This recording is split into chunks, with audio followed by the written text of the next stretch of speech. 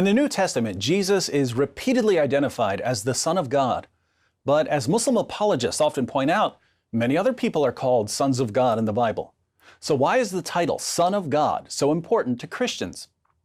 To understand why Jesus is called the Son of God, we need to look at the different ways people can be children of God in the Bible.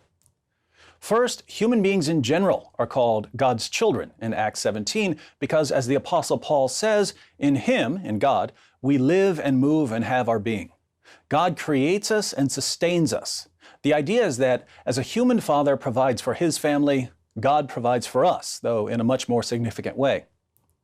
Second, spirit beings also live and move and have their being in God.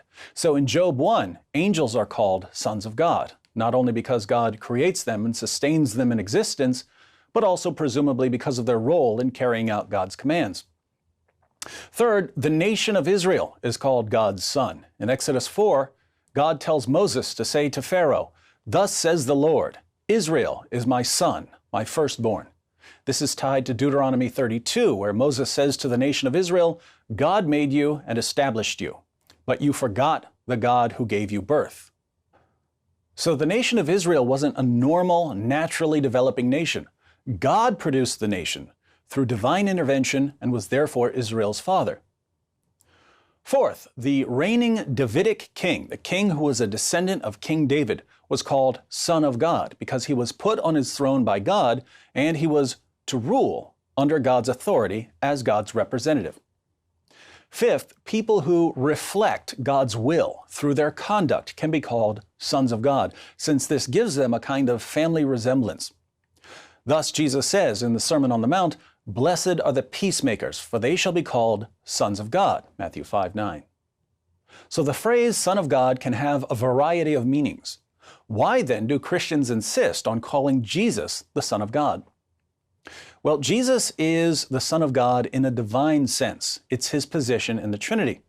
In the first century, most people thought of a son as someone who carried on the family trade. Sons didn't go away to college. They did whatever their fathers did. If your father was the butcher, you were the butcher. If your father was a baker, you were a baker. To say that someone is the Son of God in this sense would mean that he does the work that God does. And this is exactly what Jesus claims about himself. According to both the Bible and the Quran, God is the one who raises the dead. But in John 5, Jesus says that He's the one who will raise the dead at the resurrection. According to both the Bible and the Quran, God is the final judge of all mankind. But in Matthew 25, Jesus tells His followers that He will be the final judge of all people. According to both the Bible and the Quran, God is the one who can ultimately forgive sins. And yet Jesus claims in Mark 2 that He's the one who forgives sins. So Jesus does the work that only God does. The only way someone can do the same work that the Father does is if he shares the nature and attributes of the Father. Jesus claims to have this unique relationship with the Father. In Matthew 11:27, He says, "All things have been handed over to me by my Father, and no one knows the Son except the Father, nor does anyone know the Father except the Son, and anyone to whom the Son wills to reveal Him." And this relationship has always existed. As we read in the opening verses of the Gospel of John, "In the beginning was the Word, and the Word was with God, and the Word was God. He was in the beginning with God.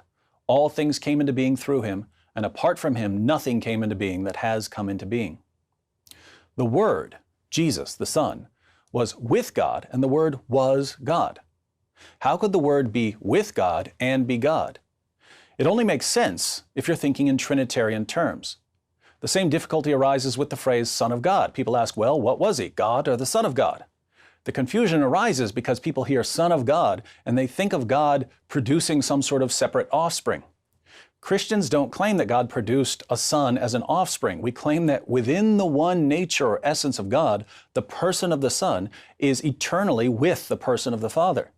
So we can talk about Jesus being the Son of God because He's within the Trinity. He's the Son of the Father. But He's God because He has the same divine essence as the Father.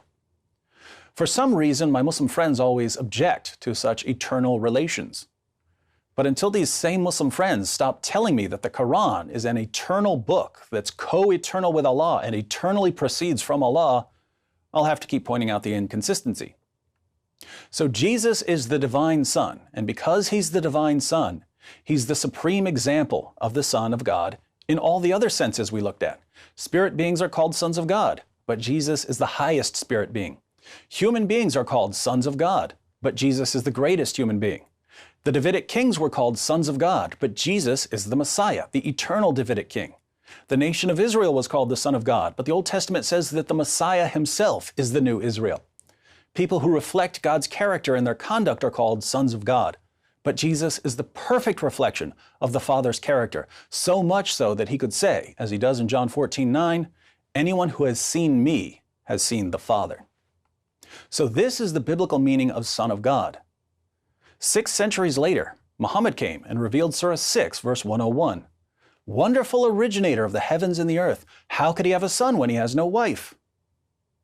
Out of all the various meanings of Son of God in the Bible, do any of them have anything to do with God having sex with a woman and producing an offspring? No.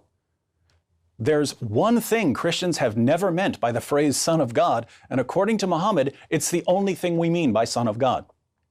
This is further proof that Muhammad was a false prophet.